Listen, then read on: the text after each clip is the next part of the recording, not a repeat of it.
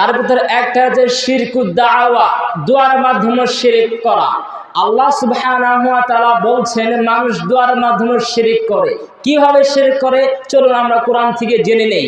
আল্লাহ সুবহানাহু ওয়া তাআলা বলছেন সূরাতুল আনকাবুতের 65 নং আয়াতে, ফাইদা রাকিবু ফিল ফুলকি দা'আবুল্লাহ মুখলিসিনা লাহুদ্দিন।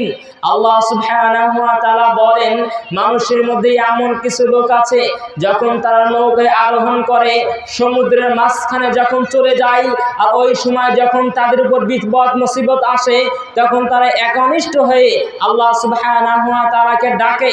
তারা জানে আল্লাহ সুবহানাহু ওয়া তাআলা ছাড়া বিপদ থেকে মুসিবত থেকে কেউ রক্ষা করতে পারবে না।